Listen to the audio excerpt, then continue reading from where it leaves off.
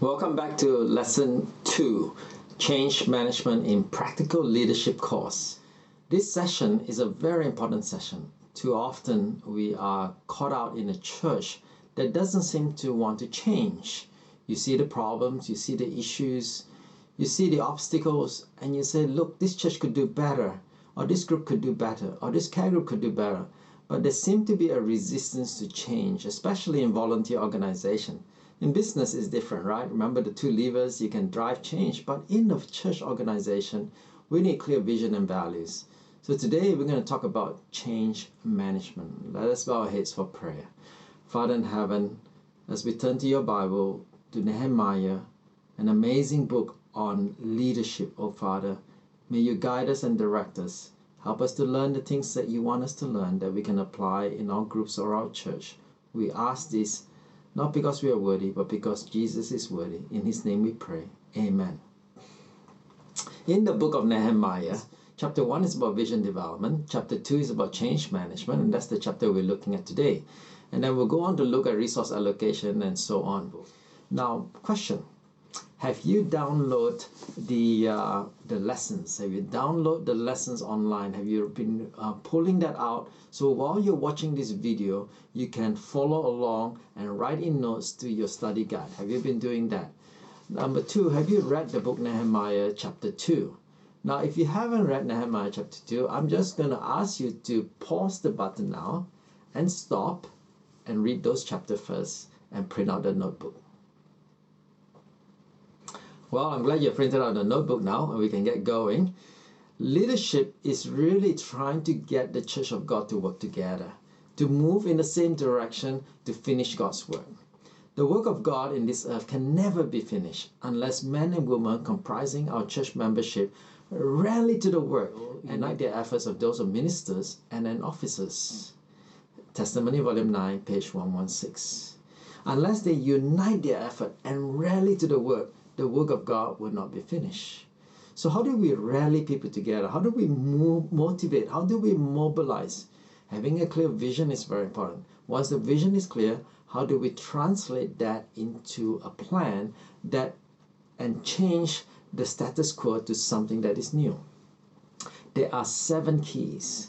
There are 7 keys in chapter 2 of Nehemiah that give us a guidance of how we can manage the change. Come with me to Nehemiah chapter 2. Again, I assume that you have read this chapter and you've been able to follow along. In Nehemiah chapter 2, did you notice that from the chapter 1 is the month of Cheslew and chapter 2 is the month of Nisan? And there's been a period of prayer, nearly about 4 months that Nehemiah prayed about this burden that God has put in his heart to restore and rebuild Jerusalem, especially to reform the people there. And notice again in chapter 2, reading verse 4, when the king requests of him, what do you need? But Nehemiah actually prayed. He prayed to the God of heaven when the most powerful man of the land at the moment was asking him, what do you need? And the Bible says, so I prayed to the God of heaven. So critically important, the first step is prayer. Prayer is key to change management. And when you pray, it's not just sitting in a cave and doing nothing. It's about thinking through, using the brains that God has given you, thinking through the scenario, thinking of all the change and all the issues and all the communication and thinking of all the scenarios that is needed. And that's what Nehemiah did for that 4 months. He thought about the timber that is required for the gates. He talked about the resources. He talked about going through those territories where the other governors may try to take his resources. He need letters from the king. So he was praying and planning. So when the opportunity came, when the king asked him, what do you want? Notice he didn't say, boss, let me go and think about it for a few months and I'll come back to you and give you a plan. He actually had a plan. He was clear. And the Bible says he even tell a time in verse 6. So it pleased the king to send me and I set him a time. He had a time dimension. He had a plan. So planning, scenario, and submitting it to God and praying fully over it is one of the key to change management. You want to change cyber school in your church? Have you been praying? Have you been thinking about all the different teachers and all the different curriculum that would make it a better teaching ministry? Have you been thinking of the scenarios? Have you been looking at resources? Have you been praying about all those options. You see, Philippians chapter 2 verse 4 goes like this. Look not every man on his own things, but every man also on the things of others. You see, when you want to make a change, the obstacle is generally not money, resource. They could be one of the factors, but the main obstacle is people. People objecting to the change, especially in an organization where everyone is volunteering, everyone's got an agenda, everyone's got an opinion. But you have to put yourself in their shoes. The Bible tells us in Philippians chapter 2. But every man also on the things of others. I want to share with you a tool called Influence Communication Map. You know, when I'm thinking of a change in a church, whether it be evangelism, whether it be Sabbath school, whether it should be worship, I'm thinking about who are the people that God has put in place that are taking charge and doing faithfully what they can do at this moment for what they know. They may not see the vision that you have for this place, but who are these people that, because God has given you a vision, who are the ones that you need to talk to and communicate with? So it's good and important to map it out. It's important to know who are the people that plays a part in that church. Nehemiah did the same. He knew that after prayer and planning, he had been thinking about all the people. The main person is the king, King Artaxerxes. Artaxerxes was the one that was his boss that passed the decree many years earlier to stop. Nehemiah had to think about all the people that are needed to be influenced and communicated with for this change. He had to think of the king Artaxerxes. He had to think of Asaph, the keeper of the king's forest. He had to think of the governors beyond the river that may be obstructing the change or had their own other self-interests. So Nehemiah had to pray and plan, and he had to think through all these people. Likewise, when you want to make a change in a church, you need to know who are the players, who are the ones that we need to pray for, that God may give them the same burden and the same vision. The second thing that's important is to build a like-minded team. Notice here in Nehemiah chapter 2, verse 11, so I came to Jerusalem and was there for 3 days. Can you imagine that? There was a big entourage with a whole caravan with an army coming to Jerusalem. And for 3 days, he said nothing. Can you imagine that? If you were on the watchtower of Jerusalem, the ruined walls of Jerusalem, and you look on the distance, wow, there's a whole dust going on, and of like a convoy of equipment and army, and there were probably royal flags, and Nehemiah came into town, and he just said nothing. If you're the rulers and the nobles and all that, you're wondering what's going on. Nehemiah was very wise. What he decided to do was to look for a like-minded team. And that's the thing that he need to pray for. Maybe you just moved to this church. You see a need. You see a problem. You know, you might not be the only one that sees this problem. God has put in the heart of others as well. So begin to pray for a like-minded team. Begin to pray for people who share the same burden. You know who they are. They're the one that raised the issue as well. They're the one that also are discontented with the status quo. They're the one that know that God can do better in this church or in this group. And so we look for that trusted few. We listen out to the people. Don't try to make the change immediately. Build a like-minded team. For it to be successful, for it to be sustaining, you need to have a team. You can't be the general that goes out and charge and the cavalry and the battalion is not charging with you. You need to build a team. And that's what Nehemiah did. It says, because the Bible tells us in Nehemiah chapter 2, he and a few men with him walked around the walls. He didn't tell anybody, but that's what he did. Ellen White says this in Testimony Volume 9, page 121. If Christians were to act in concert, moving forward as one, under the direction of one power. You see, God is the one that puts the burden in the different like-minded people. Under the direction of one power, for the accomplishment of one purpose, they would move the world. You know, we need to pray for this. We need to pray. Don't try to charge ahead when you want to make a change. I know you got a passion. I know you're zealous about it. You know that's the right thing to do. But you need to pray for a team. The Bible tells us where there are 2 or 3 witnesses, things are established. You see, things are established when there are 2 or 3 witnesses. That's a good principle. In the multitude of counselors, there's safety, the Bible tells us. And Lord goes on to say, the secret of our success in the work of God will be found in harmonious working of our people. There must be concerted action. Every member of the body of Christ must act his part in the cause of God, according to the ability that God has given him. We must press together against obstructions and difficulties, shoulder to shoulder, heart to heart. So God wants us to press together, to move forward as a team. So a very important thing is this: prayer and planning scenario is the first one. Scenario planning, building a like-minded team.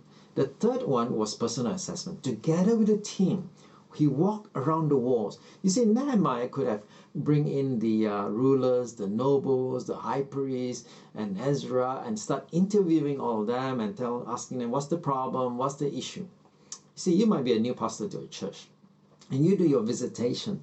And if you only interview the leaders and not ask the grassroots, you may be missing out something. So Nehemiah was not in that approach. He took personal assessment. The Bible tells us after 3 days, people were wondering what's going on. He must have raised the curiosity. You know, Nehemiah is very wise. He's raising their curiosity as to what is going to happen to this place. The Bible tells us that at that night, he rose at night, and a few men with me, verse 12, I told no one what God has put in my heart. You see, he was wise in his communication. He had a good timing for it. And he went around, the Bible tells us he went through the valley gate to the serpent well and to the refuge gate. He went around the gates and he took a few men with him. He didn't go and talk to the rulers, the nobles, the high priests. He brought trusted men and he did his personal assessment. He walked around the walls around Jerusalem. He went down the valley and went over the distance and looked from a high porch over the city. You see, he wasn't going to just take the opinion of the leaders. He wasn't going to take the opinion of just one or two who have invested interest, who have their own agenda. He was going to personally make the visitation to the place and check it out himself. Maybe you're new to the area. Maybe you're new to a church. Maybe you're a pastor assigned to a new church. Visitation is non-negotiable. It is something that needs to be done. We need to visit every member and get to know them. It might be 6 months, maybe 9 months for you to visit, but it is important to have personal knowledge of what's going on. You see, when you get to know the people involved, you know their personal story, you know their concerns, you know their fears. It makes a difference for you as a leader to connect with people and to demonstrate understanding and empathy on the issues. Maybe they're going through some hurt in this group or this church, and we need to restore and reconcile. You cannot charge ahead with a new vision when you probably have to fix some of the issues before you can charge ahead. So God knows that Nehemiah had to walk around the walls, personally knew what the issues are, and he began to know and their concern and begin to map out in his mind what are these concerns. The rulers were afraid to lose their wealth and their control. The high priest did evil, collaborated with Tobiah, and they did not put their neck to the work. They polluted the position, they lose control. But the common people, they had 160 years, they had no hope, no progress, no leadership. That's what has happened. You see, when you walk around the walls, you notice that the information is different from one group to another. Different needs, different fears, different concern. The other thing you notice is that Nehemiah had excellent communication. You notice the way he goes, he timed the communication well. He didn't give it all away when he first came in the first 3 days. He just said nothing. And then when he walked around the walls, he didn't tell others what God has put in his heart. Communicating in the right time to the right people for the right information is so important. Sometimes we're too zealous. We have a great new idea we want to bring to church. We tell everybody without knowing what the recipient is concerned about. Without knowing their needs, without knowing their fears. And sometimes you hear this in church, they say, "Oh, Johnny, we have tried that before. It doesn't work here. Take it back to where you came from." Right? You hear that. Some people are so despondent, they don't know where to go. So Nehemiah, on the other hand, had excellent communication. The Bible tells us that he was able to speak to people at their level, at different messages at the right time, just at the right time. You know, we need to do the same thing. The right content to the right person at the right time. If you just send the wrong message, that whole plan could be derailed. So you need to understand who you're sending the message to and why is their pain, and so you can deal with that concern that they have. So in the map, in the communication, influence and communication map, you can see they have different concerns and they have different needs. The Hananiah and the brethren begin to pray together, and they need a new vision. This group of people, the Jewish people that live there, they need hope, they need a vision. So we need to communicate wisely. It reminded me of when Nehemiah was talking to the king. The king asked what you want, and he gave a very clever answer. He didn't say, I'm going to build the walls. He says that the tomb, my father's tomb, lies in waste, in verse 3. For many years, I was wondering, why did he give that kind of wise answer? It was a very clever answer for the king. It's not only when I went to the Louvre Museum and went to the Mesopotamian area of the museum, I began to study the Persian kingdom. And I realized the Persian people have a huge respect of the ancestors, huge respect, and they set up big temples and big things to honor them. So Nehemiah was very wise in giving that answer because it touched on a need, touched on the concern of the king. And the king allowed him to go and restore the ways. He said, my father's tomb lies in waste and the gates are burned with fire. And the king says, he says in verse 5, if it pleases the king, if your servant has found favor in your sight, ask that you send me to Judah, to the city of my father's tomb, that I might rebuild it. So Nehemiah wisely gave the information to the king. We need to do the same when we're communicating. You know, the good communicators, they are very, very wise in putting the right information to the right people. They don't just give it all away so quickly, step by step. Some people cannot digest the big picture of the change. Some people, they like to know realistically what's the next step. They will say, wow, that's too idealistic, I can't get there. What is the next step? So for some, you just need to provide them the next step and just a simple picture of the way you're going. But for some people, it's different. They want to know the big picture where you're going. So really, you need to get to know the people in the group and in the church and work with them. You see, change doesn't happen unless we believe truly there's a fire in the house. If I come to your home and I cried out, fire, fire, let's get out of the house, you laughed at me because there's nothing going on, everything's fine. But if there's truly a fire, we all will leave the house. We will all act. We all will change what we're doing there and then. So likewise in Nehemiah's case, he needed to show them that the house is on fire. You see, if the house is not on fire, people don't want to change. They will keep the status quo. He needs to raise the temperature. He needs to be able to cry out to them and show them the reality of their current situation. I remember going to a conference, doing training for pastors there, and that conference has been declining in baptism. In fact, they've been shutting down churches. And I remember sharing about this change management idea, that the things are on fire, the statistics are scary, that the retention rate is poor. Now, when I share all that, it's not to discourage our brethren, it's more to stir the temperature, raise the temperature for change. If we don't want to bring the bad news into the church, and we only want to give all the pleasantries in leadership, in the board, then we're not being real. If you go and see a doctor, do you want to have pleasantries, or do you want the real diagnosis of the situation? I think you want the real diagnosis. If you don't have the real diagnosis, there's no urgency to make the change. There's no urgency to reduce your cholesterol. There's no urgency to reduce your weight loss, your weight. There's no urgency. The facts need to be put before the people before the change can happen. And Nehemiah did exactly that. Come with me to chapter 2. Did you notice that he used words like this?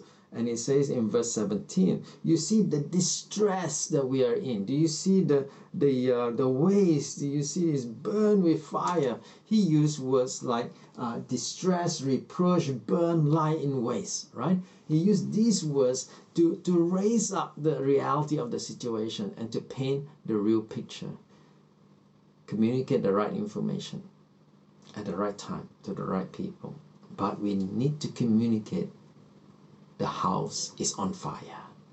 If you don't communicate house is on fire, people have no motivation to make the change. So change management requires this next step, and right information to the right people. Now, yet he didn't just leave them with despair and with no hope. When you destabilize the status quo with saying that the house is on fire, you need to communicate with them that there is hope. There is a way forward. Then people's attention are open to listening. What's the way forward? You can use case study of successful churches. You can use example that is proven. You can explain. But here you notice Nehemiah tells them, come, let us build together. Arise and build. Nehemiah says, he used the word we. He used inclusive language. You see the distress that we are in. He could say, you guys are in. No, he put himself into the situation. He put himself in their shoes. He didn't say us and them, I'm better than you and come to rescue you guys. That wasn't his attitude. His attitude was, I'm part of this here. We were working together. I'm part of the problem. I'm going to part of the solution. Then he said to them, come, let us build. And then notice he tells them, let's arise and build in verse 20. Arise and build. He used very nice catchphrase. Come, let us build. Arise and build. It reminds me of some of the great communicators. Do you remember President Obama when he was vying for the presidency? And he used a catchphrase to get people to remember to think what he's all about. He used the phrase, yes, we can.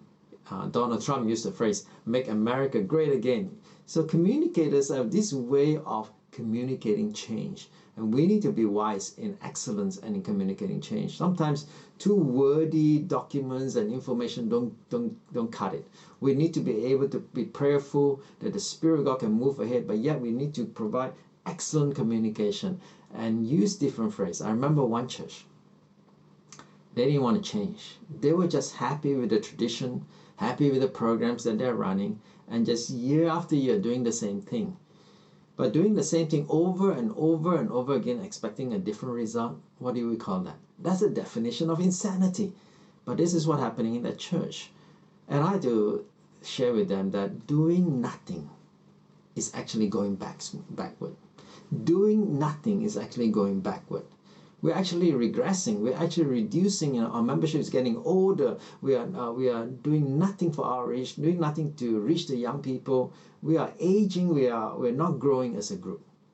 Doing nothing is not an option. That was the cash cry I used in the board to explain the need for change. The other point that is important, right, besides prayer and scenario planning, building like-minded team, personal assessment, he walked around the wall, he had excellent communication, inclusive languages, house on fire, distress, reproach. The other important thing is that he had a quick win. You see, Nehemiah had a grand plan, which is not only just to build the walls, he actually had a plan to build the hearts of the people, to reform the people. That takes a lot of time. That is much longer project. In fact, he told the king in chapter 2, he set him a time. If you study this, he was there for 12 years. Can you imagine that? Asking the king to let him be away for 12 years.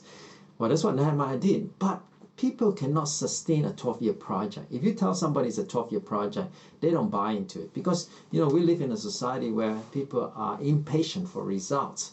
And that's the human psychic. People want to see there's progress. But you notice this in chapter 6 of Nehemiah, that the walls were rebuilt in 52 days. Chapter 6 verse 15, the walls were finished on the 25th day in Elul in the 52 days. 52 days. Can you imagine that? He built the walls in 52 days, that for 160 years it couldn't be built. People were despondent, people were discouraged. But the issue wasn't the walls. The issue really was the heart of the people. The issue was the corruption in the priestly system. The issue was the oppression between the rich and the nobles and the common people. The issue was the Sabbath keeping. There were so many issues before Nehemiah, but he chose a quick win project. He chose a project that's very visible. He chose something that could show people that we are making progress. When you want to manage change, if you present a 3-year plan, people may not buy that in the change. They say, oh, Johnny, how is that possible? We're a nominating committee every year. We change officers. Who's going to carry on the plan?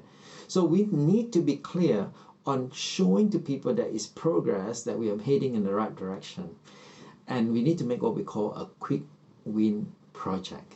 And think about that when you're making change in a church. What project can you do quickly that is visible, that gives people encouragement to press forward, to move forward in the same direction? I remember going to Hong Kong, and some of you are from Hong Kong. I remember working with a group of young people who's been doing a lot of discipleship and setting up care groups. And they've been doing that for many years. In fact, 2, 3, maybe 4 years, 5 years doing that. And the vision had always been they wanted to plant a church. But after lots of challenges and ups and downs and joys and so on, the vision got a little bit faded away. And so the group needed some encouragement. And I prayed, and the Lord showed us that we should do a public evangelistic meeting. Now, the group has run discipleship, has run care group, but haven't really run their own public evangelism. In Hong Kong, that's not easy because the secular society don't come to these sort of meetings. And so there was a lot of, some people were not sure that this would actually work. But we prayed and we pressed ahead, and we did run the public evangelistic meeting. Here's a poster for it. And we had a young theology student to preach the evangelistic meeting. I gave him the script from a proven evangelist, and he faithfully followed the script. And he preached session after session after session. And I remember we were renting a hall in the school, and the chairs were very in multiple colors, orange and green, and it wasn't very presentable. And we say we needed to have better chairs, make it look more professional. And they asked me, how many do you need? I said, well, we need 100 chairs. And some look at me and say, wow, no way, we can't get 100 people in Hong Kong to this sort of meetings. I said, the Lord will send the people. Let's get 100 chairs. We don't have the money. Well, we prayed, and the donor gave us 100 chairs. And then we ran night after night after night the meetings. And I want to tell you one thing. At the end of the meeting, the Lord gave us exactly 100 seekers that came to this meeting. We were so blessed to see that. And we had about a few that made decision for baptism. Pretty amazing. At the end of the evangelistic meeting, the hearts of the members were stirred. They said, wow, this is a possibility. This was like a turning point. This quick win project was like a turning point that got the group galvanized together, that says, we can do it. We can plant this church. The vision the fog is clearing. The vision is getting clearer. Quick win project is very important. Don't wait till 3 years before you see some outcome. You got to be clear into stage by stage to help your members to follow you along this project. The final point I want to get to is this. Besides a quick win project, besides shouting that the house is on fire, besides excellent communication, besides personal assessment and building like-minded thing and prayer, a very important thing is the mandate of heaven. To be firm and clear that this is the mandate of heaven. This is the hand of God upon things. Notice with me in Nehemiah chapter 2, when the king opened the door for all this, Nehemiah says, a good hand of my God upon me. Nehemiah chapter 2, a good hand of God is upon me. And notice again, he said the same thing at the end in verse 20. So I answered them. This is when the enemies were trying to stop the work. So I answered them and said to them, the God of heaven himself will prosper us. Therefore we, his servants, will arise and build. But you have no heritage or right or memorial in Jerusalem. The hand of God is upon them. They have the mandate of heaven to do the work that God has placed them to do. When we get discouraged in driving change in an organization or the church, it is so important to go back and sense the mandate of heaven to do God's work. When we have God's vision on our heart, when we've God's burden on our heart, we're going to get bruises, we're going to have knocks, we're going to have rejection, we're going to have people that are scoffers that just say it cannot be done. But you go back on your knees. Like we started with prayer, we will end with prayer, to believe and listen to the mandate of God. You see, when the mandate of God is clear, we are not to fear. We can press forward. We can continue our work. You know, it's very interesting when the enemies of God, the Sanballat and the Tobias and the Gershom, they came to try to discourage the work, right? They came to discourage the work.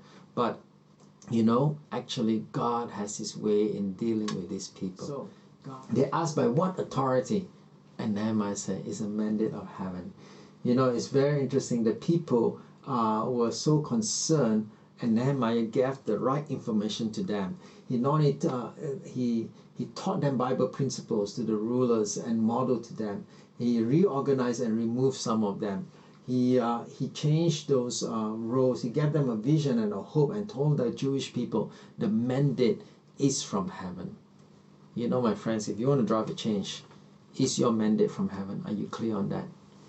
You see, when people oppose you in the church for a change, it's not that they are bad people, right? They mean well. They have good intention. They're not your enemies. They just do not share the same vision at the moment. They do not see that what your plans will make sense at the moment. And that could happen. I remember I was trying to make a change, and there was a leader that opposed it. You know, when people oppose it and people reject it and they brush it off, you know, our first reaction is to just stay away from them and just park them and try to box them away in the corner. But the Lord put in my heart to go and spend more time with that leader.